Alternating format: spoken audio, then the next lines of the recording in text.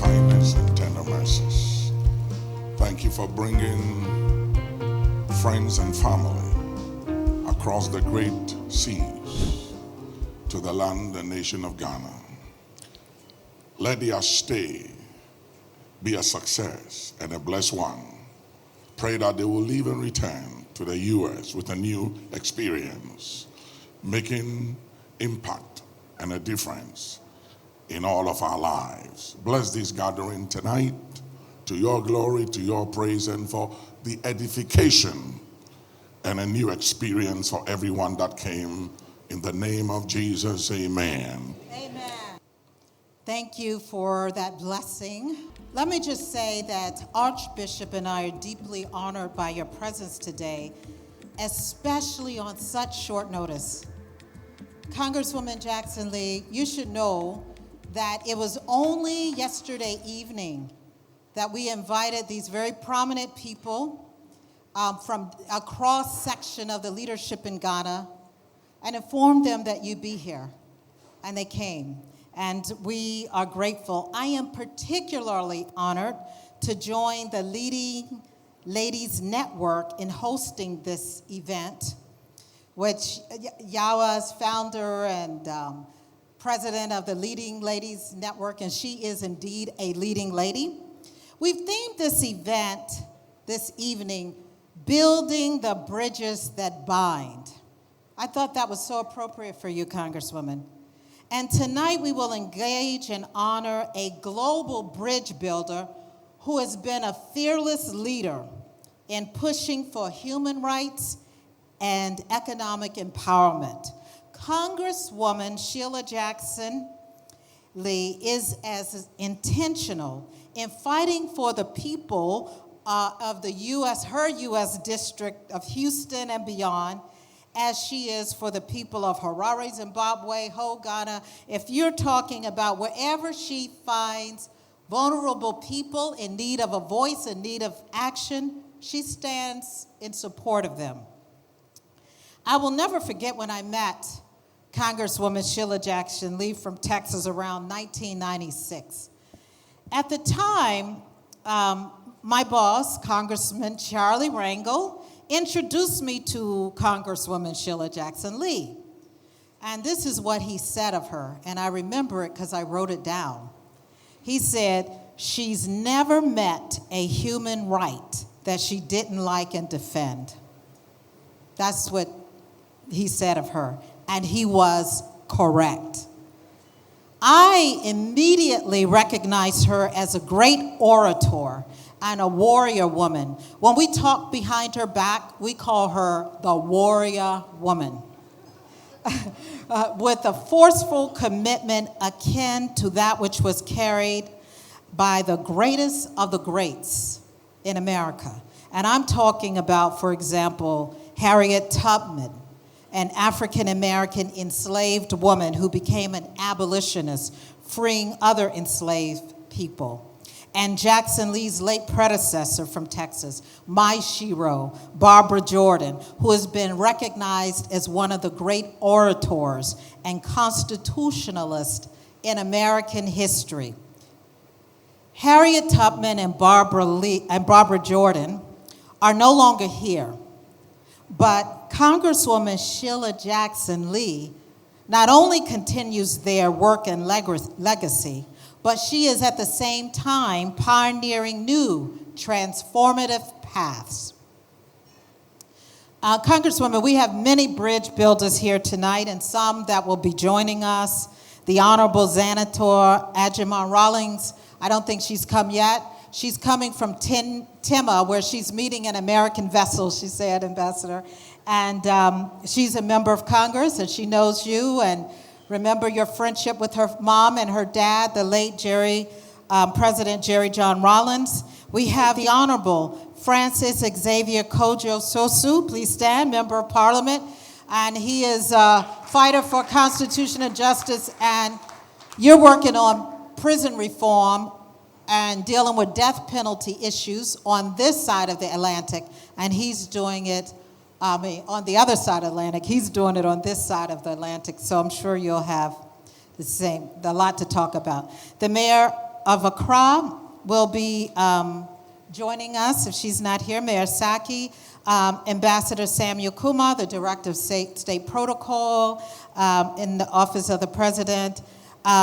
We have Ambassador Hassan from the President's Office, the former Director of State Protocol, if you can stand, Ambassador Hassan. Vicky Bright, the former Deputy Chief of Staff in President Kufuor's administration. And there are many others, and please forgive me if I don't recognize you as a bridge builder. I just said it's safe to stick with government officials and those that have recently served. This evening, in fact, we do have a lot of bridge builders. And I hope this engagement and discussion with Congresswoman Jackson Lee will spur new ideas and build new bridges as we collectively confront the challenges of our day. And I call these challenges the 5 C's: the paucity and cost of capital and capacity, the adverse impacts of the COVID-19 pandemic, the urgent need for greater collaboration, and a warming climate. And I know Sheila Jackson Lee is one of the greatest advocates in the U.S., and she wants to hear from you, and you want to hear from her. I'm going to bring to the podium a very important bridge builder, and you may not have met her yet because she's recently arrived as the new U.S. ambassador to Ghana. Now, ambassadors are expected to be automatic bridge builders. But in diplomacy, if I can be honest, I can't have a government to fire me that I've already retired. But I'm just going to tell you the truth. We have some good ambassadors, some not so good ones, and then we have some great ones. And one of the prayers I put before the Lord was like, we are in some perilous times. And Ghana is at the epicenter. And the U.S.-Ghanaian relationship is very important. Please send a great ambassador. And I feel like, and I know Ambassador Virginia Palmer is really an answer to the prayer, because this is some tough things. And also, I said something else. For those of you who do not believe in prayer, just believe it. I actually wrote a list. I did this, Ambassador, like I did with my husband. I told God exactly what I wanted. And I said, please don't send anybody who doesn't know Africa and they're just learning it, somebody who's not understanding the people and the issues. Please send the most brilliant, because there's so much to be done. And she was all of those. She is all of those things. And I was just overjoyed. Let me just say, before I bring her to the podium, she served in South Africa, Malawi, Kenya, Zimbabwe. She knows the continent. But the most important thing is that ambassadors have to command a certain amount of respect, because people are depending and making decisions on their analysis. Members of Congress, they are so busy. It is important for them to have ambassadors in place. So let me just say and bring on and welcome the new U.S. ambassador to Ghana, Virginia E. Palmer, who is an Africanist and a womanist. Thank you. Thank you so much. Rosa is an old friend. In fact, we've known each other for 25 years and is truly the mother of the Africa Growth and Opportunities Act, which I think has done more for bilateral economic relations than anything else. So I was delighted to renew our acquaintance in Ghana, which I know you love as you love the United States. And you and the Archbishop are the best examples of bridge building between the United States and Ghana. That is really a bridge of love, and you make that apparent every day in what you do, and we appreciate it very much. I will rely on your protocols, if I may, and say all protocols observed, and I will protocol you when I observe you. And let me just holler out, though, and say, leading ladies of Africa, yes, yeah. And they're male champions, because that's very important. And I salute the male champions here too. I am very honored today to be asked to introduce the visiting Congresswoman Sheila Jackson Lee, who represents Texas 18th District, just outside of Houston and including Houston, since 1995. So yeah, She and Lady Rosa made the initial AGOA trip. She referred to herself as the big sister of AGOA. I think you can have more than one mother. So also very instrumental in AGOA. And you talked about how she is a champion of human rights. She is also the author and I'm trying to think of one way she introduced, authored, and saw passage of the reauthorization of the historic Violence Against Women Act in the United States. And remembering that, I was reminded that, in fact, it's been a fight in the United States for these rights, and it was not that long ago that we didn't have legal force to our demands for rights. So we are grateful to you for that work and that continuing work.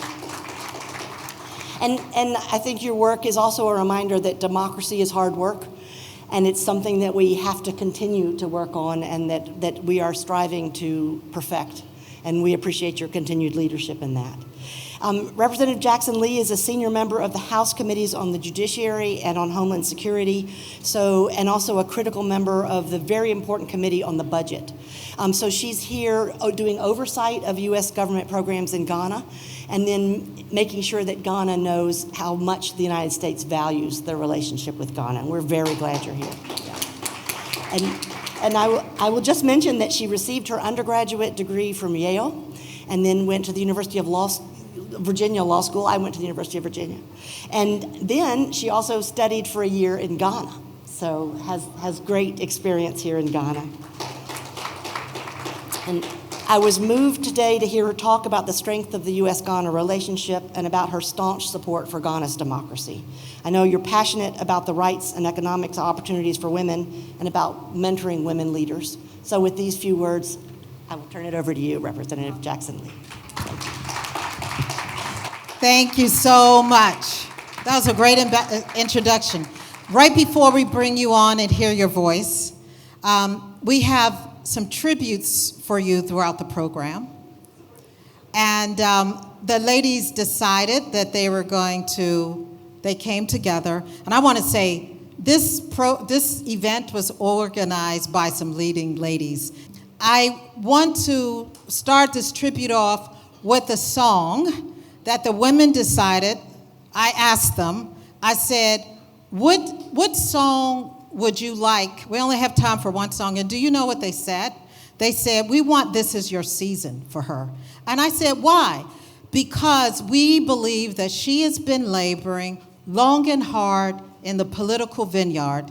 We have all of these challenges in the world, and we believe this is her season. It's her season to rise even higher than where she is now. This is the kind of leadership that we need in the world. So, Reverend Ife, this is for you, Congresswoman.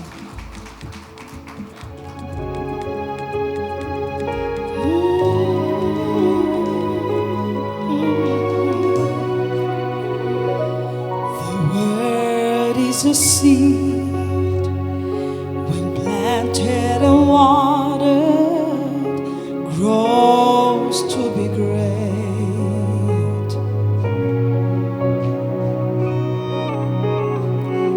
You can be anything you want. You can achieve all your dreams if you only believe.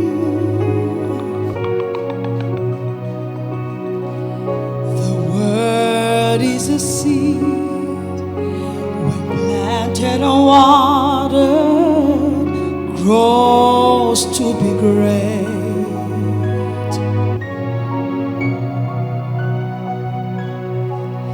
You can be anything you want. You can achieve all your dreams if you only believe.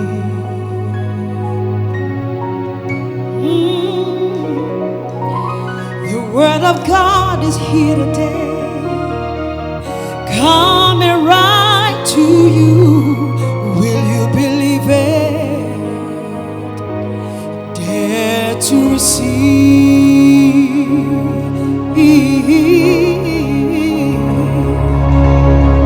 In a world where there's seasons and times, this is your season. It's time to shine again.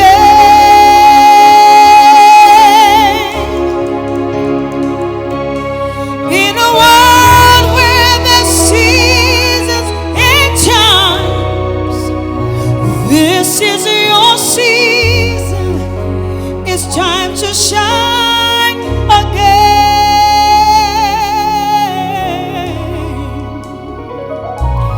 You may be down, feeling discouraged. It will come to pass. Oh, yes. Be strong. Be encouraged. It's only for a while.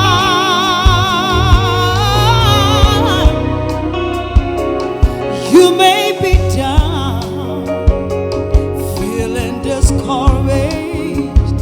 It will come to pass. He says, be strong. Be encouraged. It's only for a while. Oh,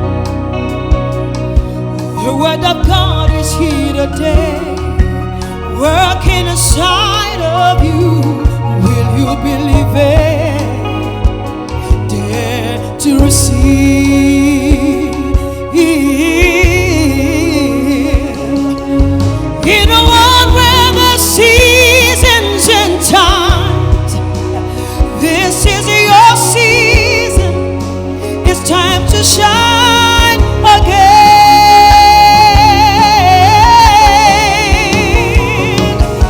In a world where the seasons and times, it's your season.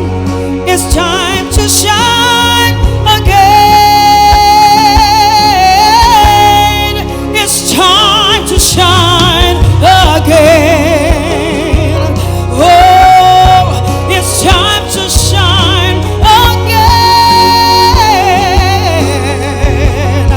It's time to shine again. Oh, it's time to shine again, again. I believe this is my season. It's time to shine again. I believe, I believe, I believe, I believe it. I believe this is my season. It's time to shine again. It's your season. It's your time. It's your hour. I believe it. I believe this is my season. It's time to shine again. It's time to arise. It's time to move. I believe it. It is my season. It's time to shine again. It's your season. It's your hour. It's your moment. I believe it. I believe this is your season. It's time to shine again. Arise and shine. Take the step and move. I believe it. I believe this is your season. It's time to shine again. Again. In the world where the seasons and times, God says it's your season, your hour, your moment. It's time to shine again. Hallelujah. Wow. Now that I think know why we all decided on that song. We're going to move on to the discussion, but I want to also thank two other leading ladies, Bishop Abigail and Vanessa, who put this room together and helped so much. Bishop Abigail and Vanessa, please give them a hand. So I'm pleased to now turn the program and the discussion over to my co-host, leading lady, Yawa. I met Yawa years ago. I'm just going to be a second. And it was interesting. I was speaking at the World Economic Forum in Addis Ababa, and there was this young woman in the audience, and I had a lot of questions. She asked the question, and I was like, who was that? And I found her. I said, I don't know who you are, but you got something special. And you will see she also has a distinctive and great voice. And years later, here she is doing so many wonderful things through the Leading Ladies Network. So, Yawa, I'll turn it over to you. Thank you so much. Could we have a round of applause for Lady Rosa? It is just such a pleasure to have all of you here tonight. We thank you for honoring our invitation. I am the founder of Leading Ladies Network, and we are so honored to have this opportunity to share time with someone who I consider a living legend. One of the things that we will be doing tonight is spending a little time to ask you a couple of questions. We'll have the opportunity for those of you in the audience to also share questions. So there are ladies in the back in blue who have pieces of paper. If you want to have the opportunity to ask a question or to share a reflection, maybe on some of the U.S. policy conversations that have been ongoing, we do want to open the floor up at a point to do that. But the context for tonight's discussion and the theme, building bridges that bind, there's been such a long-standing relationship between Ghana and the U.S. Raise your hand in the audience if you have been to the U.S. before. You have family that lives in the U.S., an uncle, a sister, a brother. How many of you have gone back and forth and you enjoy being in the U.S.? The U.S. is a significant partner to Ghana. There's no going about that. And for many of us, we enjoy watching U.S. movies and films and television, etc. So it's just such an honor to have a representative of the U.S. government here tonight and a leading lady, a living legend to speak with. In the audience are women at different stages in their careers and lots of great men who are also supportive of women's rise. But as we think about leadership and we think about the continent, we know that women have an important part to play. And as the minister was just ministering the song, we believe it is our season. So it's in the context of that we want to have this conversation with you. There are leading ladies who are in public service, in business, there are social entrepreneurs, there are people, we have a network of over 12,000 women from 8 African countries, but majority of them are here in Ghana. And so we want to be able to spread the wisdom you share tonight beyond just this room. So again, we're very, very appreciative. So before I start asking you questions, we do want to set the stage with a tribute video. And my colleagues at the back, if you can cue that video now, I would be grateful. When I dare to be powerful, to use my strength in the service of my vision, then it becomes less and less important whether I am afraid. Fearless and forceful is how U.S. Congresswoman Sheila Jackson Lee is best known. Born in a segregated, divided states of America, from a young child, Sheila Jackson carried a burden to forge alliances and unlock opportunities for her country and the world to unite. She is bridge building with a vision, backed by hard work, of democratic freedoms, equality of opportunity, and human dignity for all. Increasingly, her dreams transformed into action, making strides and changing lives for vulnerable people wherever she could find them. Jackson Lee never stops believing, hoping, and doing. This is among the reasons why the 18th Congressional District of Texas, comprising Houston, America's powerful energy hub, has elected her to serve in the U.S. House of Representatives undefeated for more than 28 years and counting. Named by U.S. News and World Report as one of the top 10 lawmakers in the country, Sheila Jackson Lee is known for deploying her distinctive voice, Yale University-trained legal acumen, and well-honed political skill as a warrior for justice and a vanguard of the U.S. Constitution. The strength of her commitment is aptly displayed as chair of the U.S. House of Representatives Subcommittee on Crime, Terrorism, and Homeland Security, and as a senior whip of the House of Representatives Democratic Caucus. She is undeterred in her fight to advance progress for women globally, prison and immigration reform, reparations for enslaved people, and a robust U.S. policy towards Africa.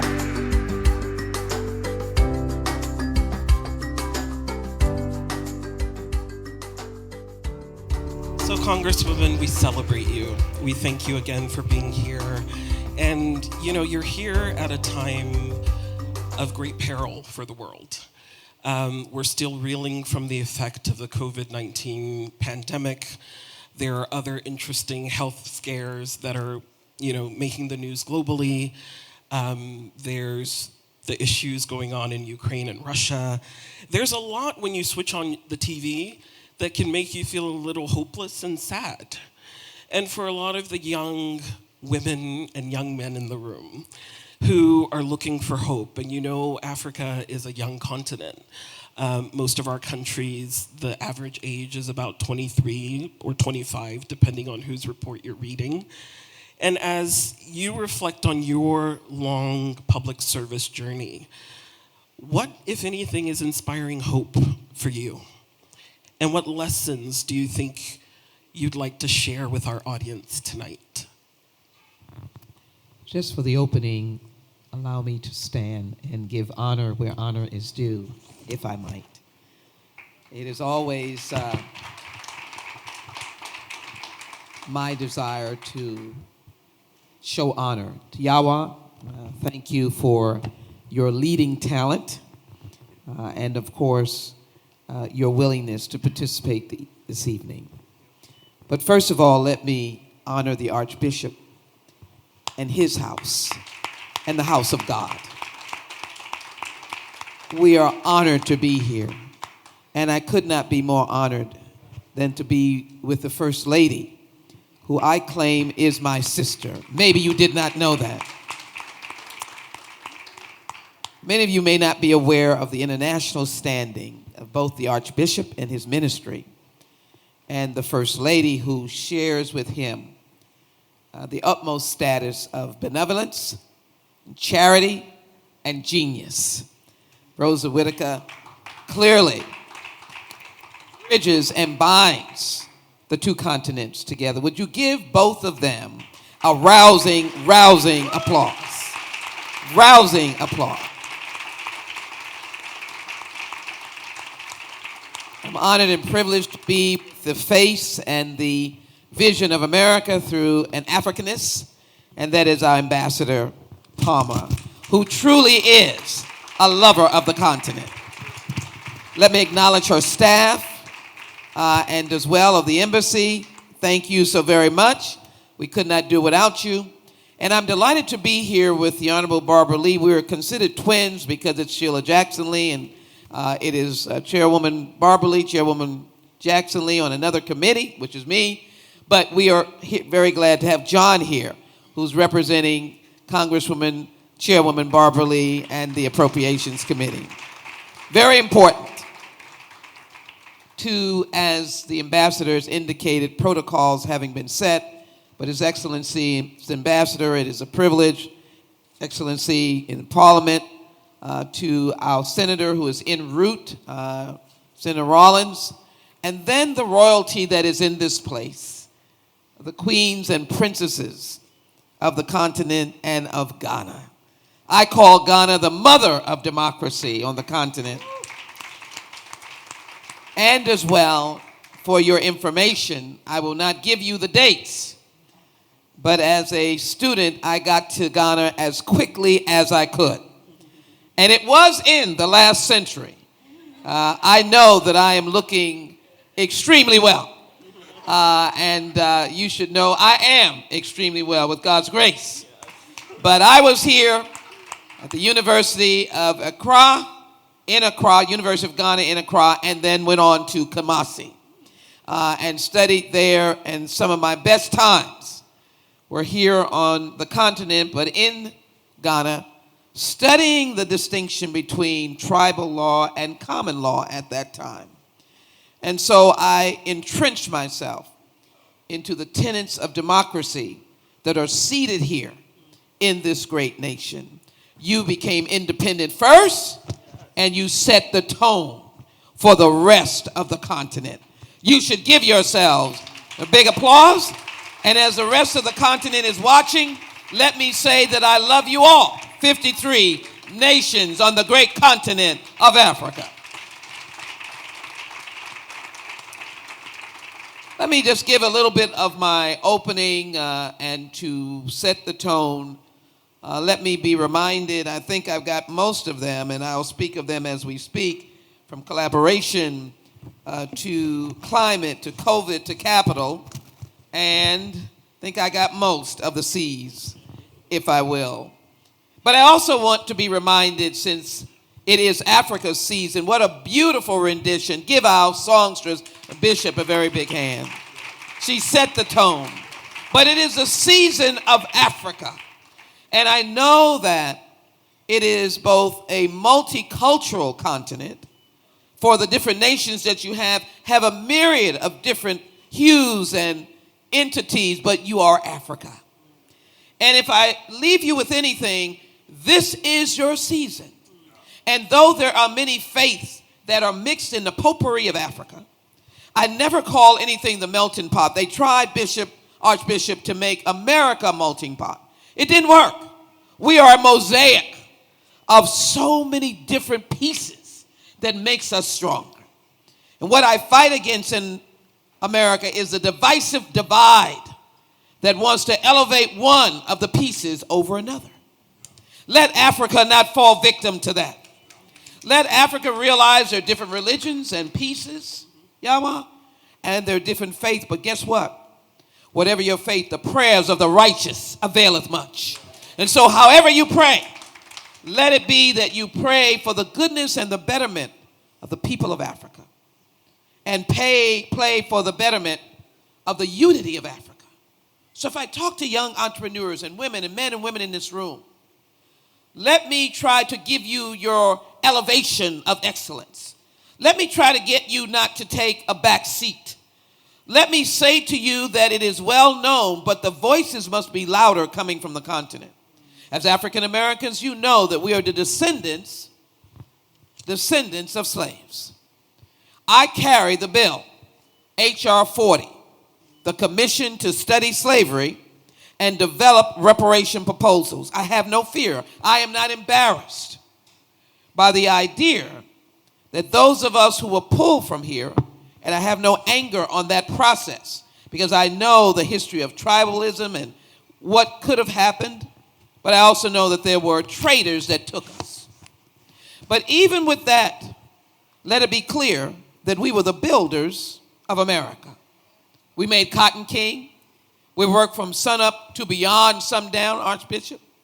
We got no compensation. We got no workman's comp or salary. But because of our strength and our DNA, we were able to create the economic engine of America.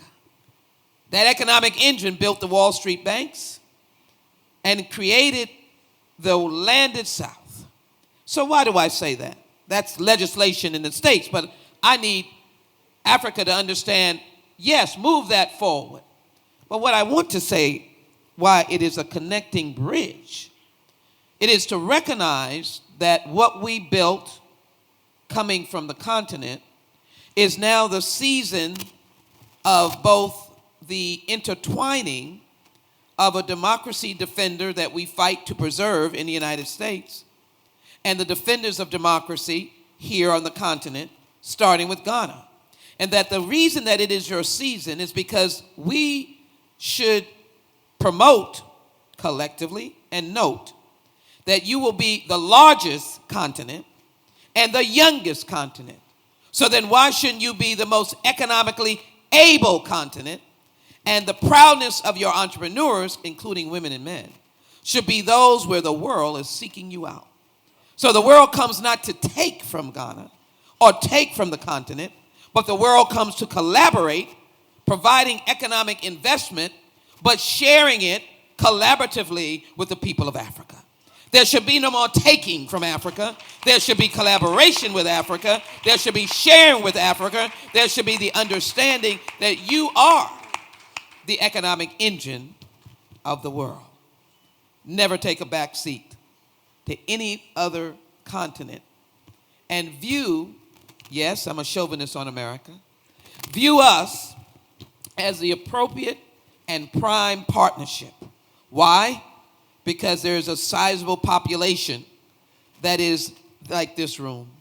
But we have the principles, even though all of us have our mountains and valleys, but we have the basic core principles of democracy and fairness and human rights and religious freedom and the love of our faith.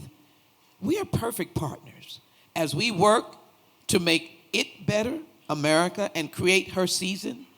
It is your season. Why shouldn't the two who will bind together with a bridge whose seasons are now? America is a young country. Africa is an old continent. Its countries are younger, but the continent is historic.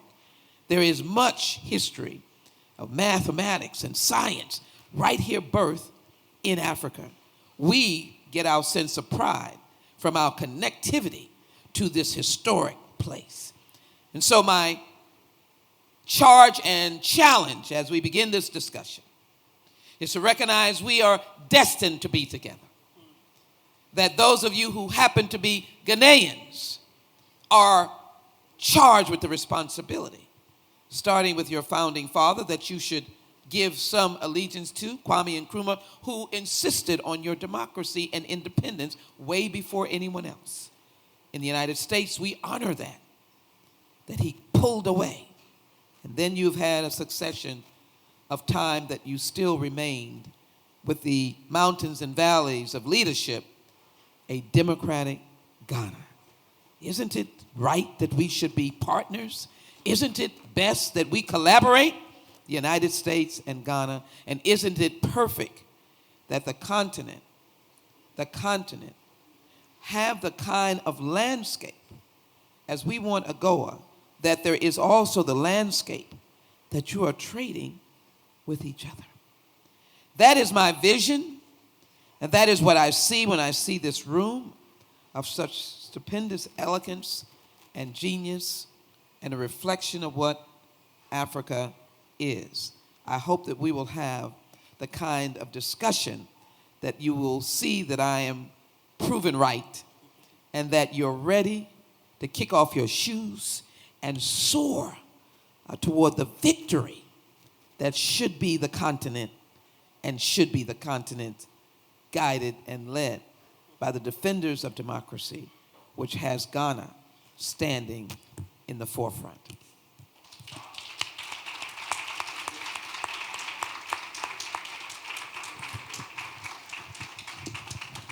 Gave a little bit of an answer. Right? Congresswoman, you set the stage with lots of great inspiration. And I wonder, as you think about the young continent, the youth of Ghana, what would you say are some of the key lessons that have enabled you to navigate your public service journey? There are many emerging public leaders in this room, many of whom are nurtured through a program that is giving them work experience in different government ministries. To all the emerging public leaders in the room, please raise your hand so we see you. Yes, they're in the back. Thank you. What words of inspiration, especially for young women who look at a living legend like you, who served in the public eye for so long? There's often a subconscious and pervasive belief that women cannot or should not lead. And oftentimes people view public service as dirty or the preserve of men. What words of counsel or inspiration would you provide to young, aspiring public leaders? Well, thank you so very much. First of all, isn't it wonderful that the Archbishop is so expansive that this room is filled with women and men, that he has the openness to accept the brilliance that may come from young women. That is something to acknowledge. And so my point is, one of the things that happens as women ascend from different experiences is that they are more inclined to respond to someone else's definition. Someone else defines them. Someone else categorizes them. Someone else limits them. Someone else gives them not the glass ceiling, because that might be cracked, as Hillary Clinton said, but it gives them the concrete, the wall, the impenetrable wall, the I can't go any further. I'm a young woman. I'm a young mother. I have to take care of my parents. I can't do anything else. Do not let circumstances today define you for tomorrow. In addition, please understand, both Rosa and our experiences were living in a segregated nation. We lived with racism and live with racism today. That is nothing that I'm going to run away from. We constantly have that obstacle. Who are you? Why are you here? Lack of access to capital, challenges with collaboration. So here in Africa, if you are having a vision for what you want to be, my first would be, don't let someone define you. You have historic Ghanaian women. We have women who lived through slave ages. So I give to you Sojourner Truth, who was standing at the back of the room, and a man in the front who I'm sure was a different race of a person, because she was an abolitionist. That means someone fighting to get rid of slavery. She was free in the North. She was a suffragette. She was also fighting for women's rights. And the gentleman said, "Yes, sir," in the back of the room. He had defined her. She was tall and dark. We give him the possibility that his glasses were not on. And so he said, "Yes, sir," in the back of the room. Sojourner Truth, with her booming voice, said, "Ain't I a woman? I've borne 13 children, and I've seen most all sold into slavery." She was not to be defied or defined. So you must not be defied, stopped from what you want to do, or defined. You must be able to, if one door of opportunity is closed, you go to the next door. If you're in government, be in government as a change agent, not an acceptor, not a go-along. Obviously, there are bosses and hierarchy, but don't be that kind of entity, because you will find that someone will be watching you, and that someone will either provide you with a pathway, will come and whisper to you later on, "I'm so glad you said that in the meeting." But be right. Be on the righteous side. Don't be on the side of me and I.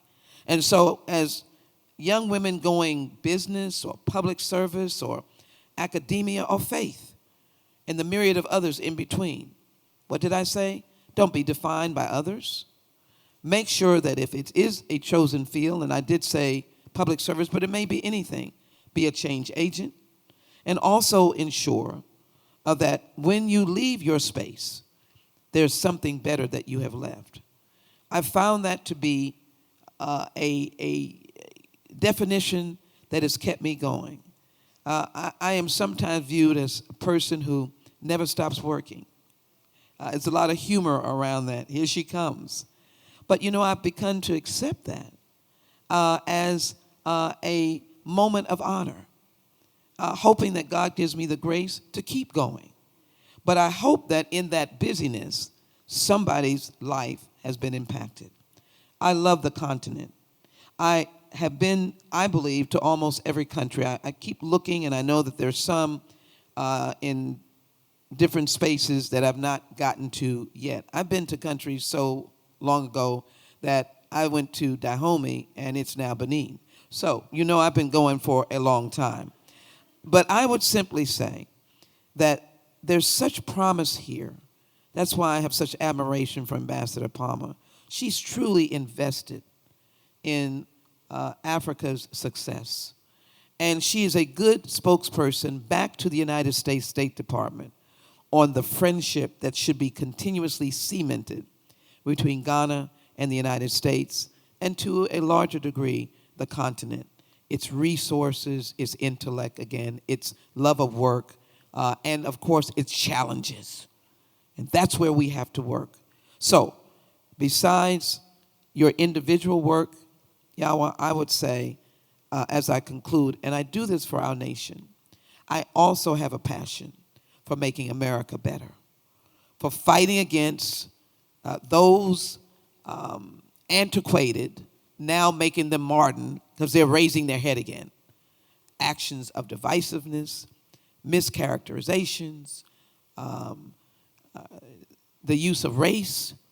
I won't tolerate that, because America's basic constitutional values puts her above that. We were not freed in the Constitution when it was written, but through magnificent legislative and God's blessings, after 200 plus years, the 13th Amendment, the 14th Amendment, 13th Amendment freed the slaves, 14th Amendment made equal protection of the law, and the 15th Amendment gave us the right to vote. I will not go back, and I will not allow anyone today to take us back. And so you who got your freedom the first, you can't go back. You've got to go forward in a big way. You've got to build your entrepreneurial class. And that's my last sentence. And you've got to make sure that the people we pass on the streets, the sister who's walking with her goods on her head, that she too has a pathway just like you.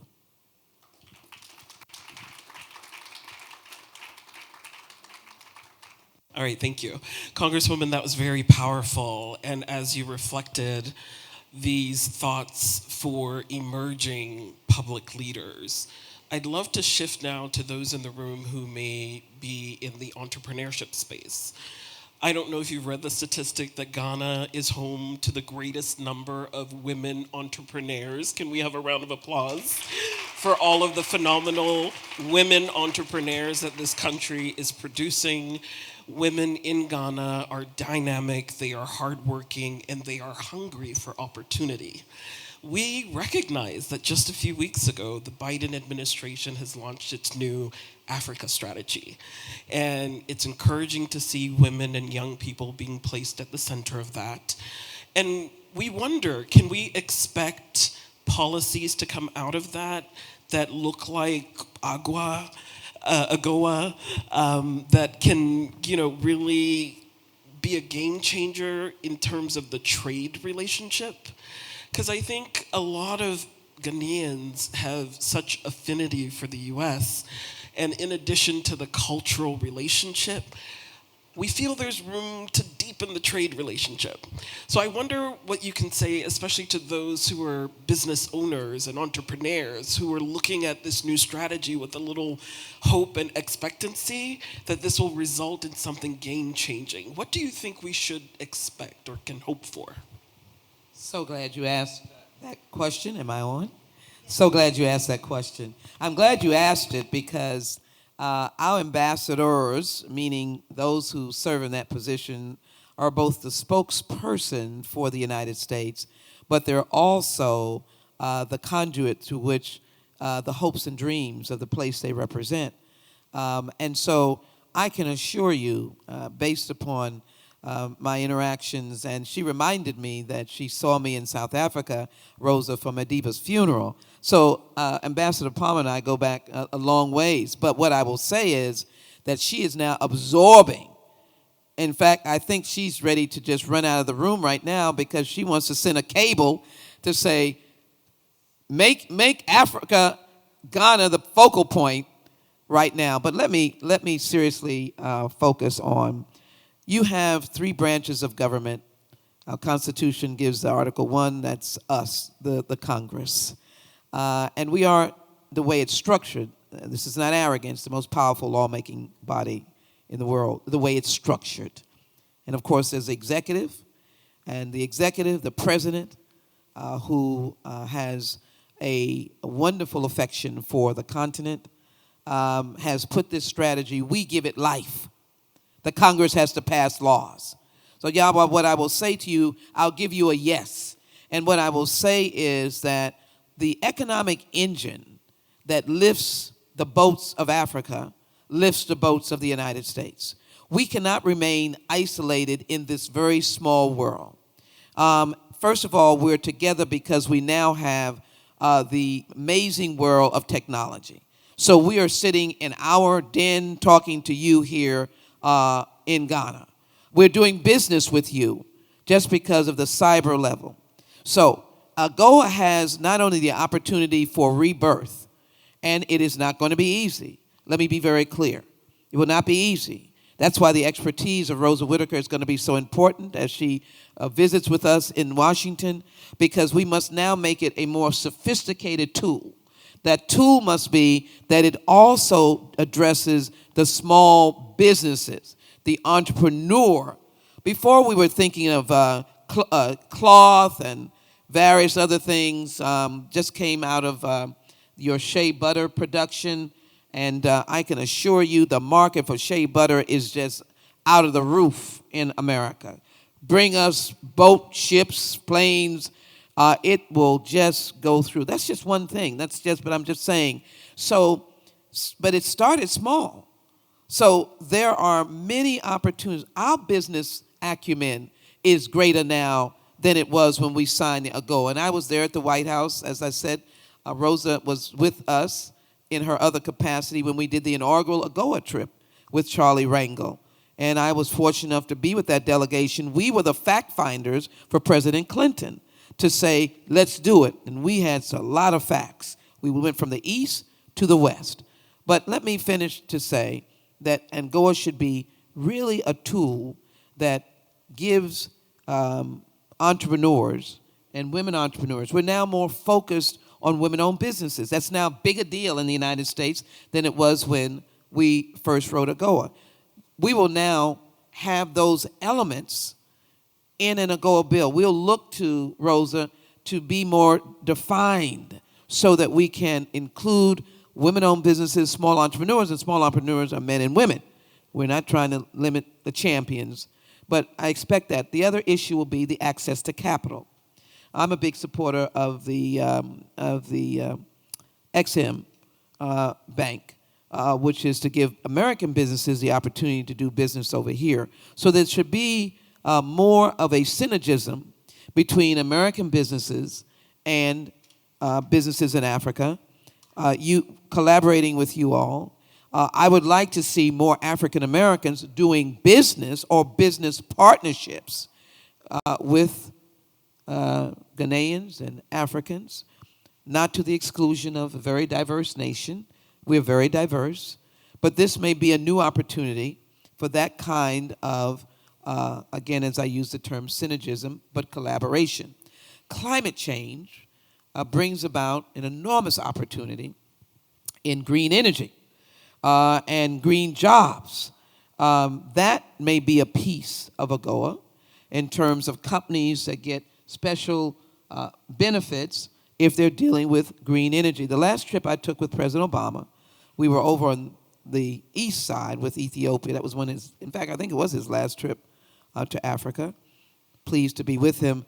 And his last round was to meet the entrepreneurs dealing with energy, recognizing that Africa is a little different, and there are swaths of places across the continent, villages, that have no access to electricity. So we were promoting young entrepreneurs who could use their genius to produce that energy that was flexible to go into villages and give them the same kind of access to electricity. Who knows what else could be done? So in the modern day AGOA, from technology to entertainment, I'm giving this ideas as Rosa is thinking, it should cover the gamut. We shouldn't leave anyone out in this trade bill, because we will get more advocates for it if it is a broader reach. We now, unlike 1997, you've seen some of our work. We're now directors, producers, actors by the boatloads, filmmakers. So maybe that needs to be, and of course we know about your industry here, but maybe there should be some opportunities. So what I'm going to be looking for as a legislator is that AGOA fits small entrepreneurs, does not leave you out, but is also willing to have a space for the innovative entity so that AGOA is not antiquated, it is innovative, that it also welcomes the sort of creation and building up of someone who has an idea in Ghana, Nigeria, Cote d'Ivoire, Ethiopia, and beyond, and that person has an idea in America, and they need trade benefits or some opportunities to be able to get those ideas going. I'm sort of ruminating and sort of writing legislation as I sit here, but we want as many advocates for AGOA as possible. Ms. Whitaker, the First Lady, will tell you that we had some hard work to do to get AGOA passed on the first go-round. We had to convince a lot of people. Remember, we've got two parties. Even then, we had really hard work. Just imagine if the landscape, Yawa, is the film production industry, music, then, of course, technology, then mix in the different size businesses, and then, of course, the goods we were talking about then was cloth. Remember, it was cloth. We are cloth and kente cloth are all things close to our heart, but you are now so much more. There is the agricultural part that has gotten a lot more sophisticated. George Washington Carver, back in the mid-20th century, took the peanut and made miraculous things. Who knows what's coming out of agriculture that we need to be more sophisticated? And we've got to deal with the transshipment where Tom, Dick, and Harry tries to use AGOA by riding through the continent and taking advantage of it. I'm in polite company, so let me just say, collaborate with those who are collaborators and not users. I hope you can read between the lines. Collaborate with those who are collaborators, but not users and grabbers and excluding you, but grabbing the resources, grabbing the fish. I was just down at the fishery, I'm going to say port, where the canoes are. I talked to the fishermen. How about that? I love the scriptures. Fishermen of men. These were Archbishop. They were fishing. I want them to be prosperous. And maybe the product that they will be able to produce for us will be the dried product. Teach them how to process the fish. And then that fish we can have, but they've got to be able to catch the fish. I'm on my soapbox now. When I go back, I am really going to be speaking about the users versus the collaborators. In Africa, you've got to stop letting people use you. You've got to be able to pick the collaborators and not the users. And I hope AGOA will be so large in its presence that you will be able to see clearly. Johnny Nash was a dear friend of mine. He's going on to glory as a singer. I can see clearly now. We want to be able to see clearly. So I answered it to say our vision of the new AGOA is for it to be embracing of the very concepts of helping the small businesses. And we know that we've got to deal with the question of capital, but we need to help your capital institutions. We've got to deal with some of the economics here in Ghana. I think I will just make that obvious statement right now. But, what is today may not be tomorrow. And so AGOA will be what you will be proud of, Yahweh, and your leadership. I hope that you will be proud of this legislation and you will have input. Certainly, we will be listening to those of you on the continent. Thank you. That's very inspiring to hear. I understand we have exhausted time for this session. I apologize that I couldn't get to questions from the audience, but we did want to make a formal presentation to you before you leave. If my colleagues can help. Really, two of the questions were, you had your questions, but the other two were from the audience, so Right. we got them in advance. So at least we got three in. We I got wish three we had more questions. time, Yes. but I Forgive know. me for my extended answers. Oh, no, they were very important and very inspiring. No. Absolutely. I'm absolutely, no one can say it like you can. And so I truly believe that no one will leave here the same. I agree. Thank you. So I think we have a special tribute from Leading Ladies, Yawa and Afro Champions. Who's here from Afro Champions to present the tribute? Okay.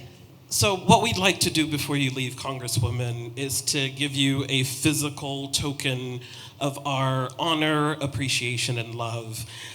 We've had a little taste of some of your wisdom, but we've been watching you from afar.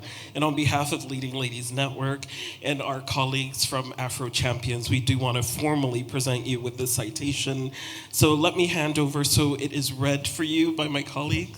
Citation of appreciation for building the bridges that bind, to the Honorable Sheila Jackson Lee, from Afro Champions and the Leading Ladies Network of Africa.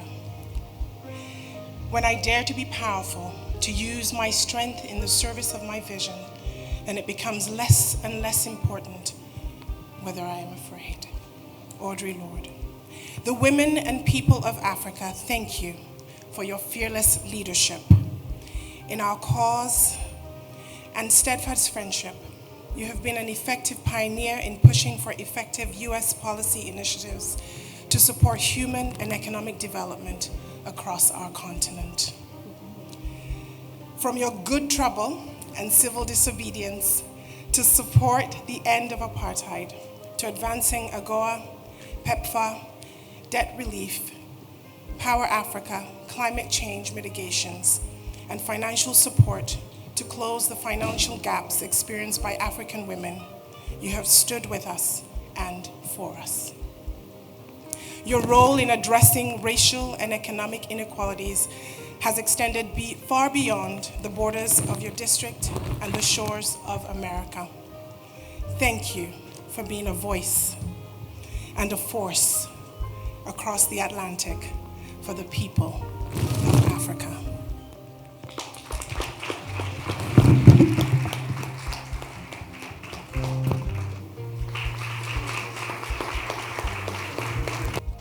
Congresswoman, now, this is just from the ladies in the house, and we want you to open it because I think they will see that we chose very well from one of the leading designers, and this is for you. Oh, See what I wear at home.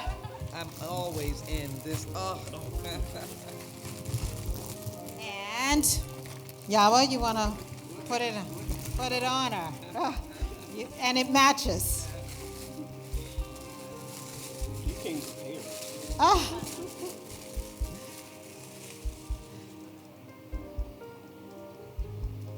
So this is just a token, and I can't believe you would have thought it was organized because it matches so well.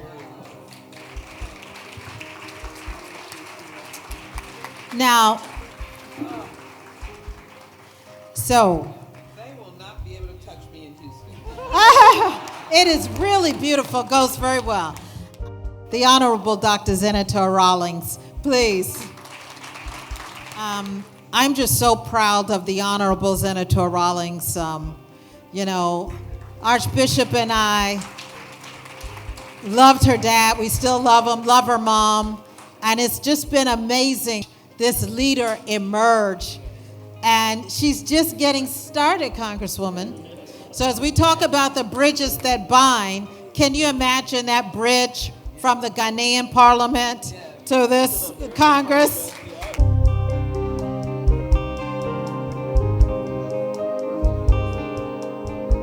I want to speak historically about, we see things from the United States, and as African Americans and those of us who have this keen sense of connectedness, emotion, passion, love. So when I came, and you can calculate, you do your research, maybe there's some evidence of a little small fry coming in the last century. What I was so impressed with, and as you well know, they were far different from they are today, is the market women. For me, they were a phenomenon that was just a mixture of confidence and unceasing power, a determination and persistence with what others would think those are the market women. And if you study the economy, Archbishop, they were the economic engine of Africa, not only Ghana. And I would walk amongst them, and they took no mess. Your bargaining was pretty limited with them. But you can imagine a young woman going amongst these market women who were with their goods and food and other things which were at a different level than maybe the sophistication of today. I want you to learn to honor that historical record, because for so long we push things back and we go forward. That's why I've taken up my separate avocation of honoring the slaves past in America. We didn't spend a lot of time on slaves. We saw little of it in our school books. We understood little of it, except for Big Mama or someone telling you. And so I was insistent. I passed the legislation for Juneteenth. That is a Freedom Day of honoring the 2-year late emancipation of slaves in Texas. Federal holiday after 38 years. When you say something is a federal holiday, that's a big darn deal in America. We have a moment that we can talk about slaves in America. So I want to make sure, who am I to say, but I want to make sure that in the words that I've said, I want to invoke your history. And for me, that was not history of hundreds of years ago, but coming from America, I was a student, and these market women who were there from sunup to sundown. I assume they had much money at the end of the day, relatively speaking, and they would go get their goods again. How many people were they supporting? And so that's what I hope the spirit will be as we look to our future, that you have beyond that iconic history. The continent is old, so you've got tribal history beyond my knowledge. I understand that. But just know that you have this unique entrepreneurial spirit way back when. And so I want to close with two of our iconic Congress women who come from our tradition, which answers Yawa's point about how do you define yourself. Just remember, it was not easy for us. It was not easy for women. That's why, as the first woman chairwoman, full chairwoman of the Crime, Terrorism, and Homeland Security Committee on Judiciary, I'm going to just say a powerful committee, I was determined to reauthorize the Violence Against Women Act. We had been denied, go away, it's too much, they don't need it, and it's a massive bill. I was determined to get that. Is now law with all of the elements of dealing with women. So, two women I just want to leave you with. There are many women like Ann Richards. She was a governor. Dolores Huerta, she was a Hispanic activist. And Patsy Mink was the first Asian American woman to come to Congress. But just know that our mountains were high and our valleys were low. So the Honorable Barbara Jordan, which was my mentor, endorsed me, was the first African American woman to go to Congress since Reconstruction. That's since slavery. Somebody came to her and said, well, what do you people want? She's tall, beautiful like Yawa, dark. She looked down at them and said, we want the promise of America. Don't let anybody suggest that when you want it, that you shouldn't have it. Barbara Jordan said, we're not any different from you. We want the promise of America. And then a little feisty woman out of Brooklyn, New York, the very first woman to go into the United States Congress, African-American woman, Shirley Chisholm. You can imagine how she was treated. They didn't even want to see her coming. First woman to run for president of the United States, African-American woman. And so she said that when you come into a room and all the chairs are taken and there's no seat at the table, bring your own chair. Bring your own chair. That should be what I hope you have gleaned from what I have had to do in my journey, whether it was in Congress. When I went to Yale, it was all men.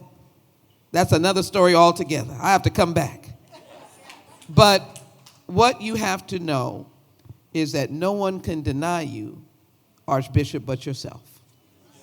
And so if you take, I got to look at him as take God with you, or whatever your belief is, then you can make something out of nothing. God bless you all. Blessings upon you. My pleasure to be with you. Senator? Congresswoman, thank you so much. We want to invite the Honorable Zanetor Rawlings to give us a voice of gratitude before we send you off. What a blessing. Can we welcome the Honorable Zanetor Rawlings? Zanetor and I have the pleasure of being part of the Amuje Leadership Stand Initiative. in the middle. Yes, please. And such a pleasure to have you here. I'm going to give her my mic. Oh, what I'm please going to do. say is, Please do. I love you all, but I love myself some Nana and Jerry Rawlings. And the members of Congress love it, and we love all your governments and all your heads of state. Madam Ambassador, I don't want to get you in trouble, but let me just say how close we were. I hosted, Mr. President, at NASA. And your president got to go into, you know, that pilot in him, more than a pilot. He got to go into one of NASA's space shuttles and get behind the equipment. Now, we couldn't let him take off, but there should be some pictures in his archives. She still has his jacket, but where he was in NASA in Houston, Texas, Johnson Space Center, Sheila Jackson Lee, and he's up in the shuttle, and he's acting like he was going to take off. I yield to the gentle lady. I yield to the gentle lady. Thank you so much. Archbishop, Madam. Thank you. Thank you so much. Your Excellency, distinguished ladies and gentlemen, it's such an honor to be here, and I think we got here just in time. I was actually on one of the U.S. Coast Guard ships just a few hours ago, and we had to break through the traffic to actually get here to make this. I wasn't going to miss this for anything, and thank you so much for making it possible. Thank you. Except to say that you are home, and you build bridges when there's a separation, but you are home. So we're only consolidating what already exists. And I believe that your being here, this link that we have, is really giving birth to what we used to do and we're remembering now. Because traditionally, we always had the elderly ones teaching the younger ones, reminding us of our history, of our identity, of our way forward, of our traditions. And somewhere in the midst of all the development and what we perceive as advancement, we've left behind that connection, that bit which is the rites of passage that remind us of who we are. And that's why the continent seems a little bit adrift. And it's really refreshing to have these kinds of occasions where that bridge can be rebuilt, the remembering can happen. Because back in the day, when we remember those who came before us, and Nkrumah and Sekou Touré and all these amazing people, and whether it was Martin Luther King and all of these amazing people, it was because there was the knowing and they got to know each other. They remembered and they stayed in touch. It wasn't an abstract interaction. It wasn't a faraway idea of what they wanted. They actually felt it. They knew it. And having these interactions, your presence here is a remembering, so that we can remember who we are, remember that we're not so far apart. The ocean is nothing compared to the love that binds us together.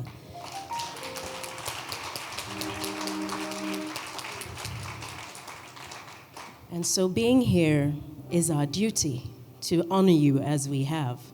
And we hope that this going forward will not be an exception, but the rule, as our children and grandchildren can sit at the feet of persons like you to remember and to know who we really are as we seek to build bridges moving forward.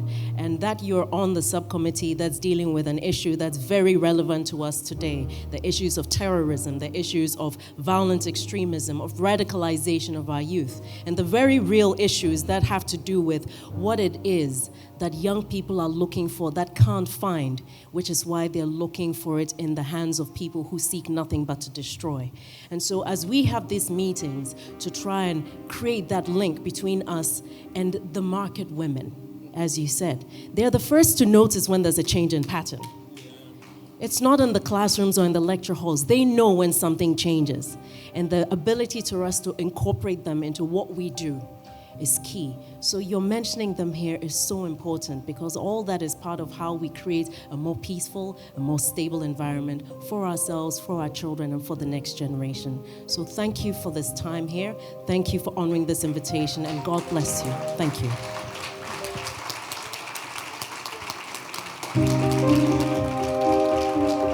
Together, Rosa, we love you, and there's nothing you can do about it.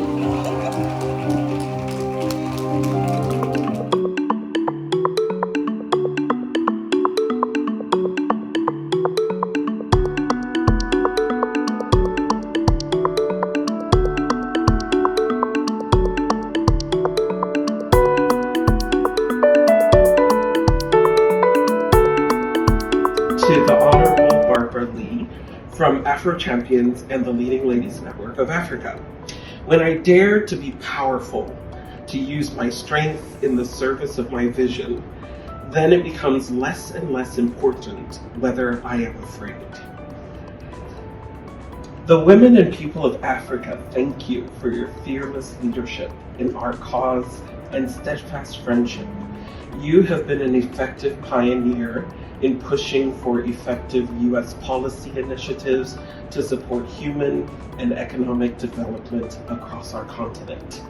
From your good trouble and civil disobedience to support for the end of apartheid, to advancing AGOA, PEPFAR, debt relief, Power Africa, climate change mitigations, and financial support to close the financial gaps experienced by African women, you have stood with us and for us. Your role in addressing racial and economic inequalities has extended far beyond the borders of your district and the shores of America. So thank you for being a voice and being a force across the Atlantic for us, the people of Africa. Thank you. We have such great admiration for you.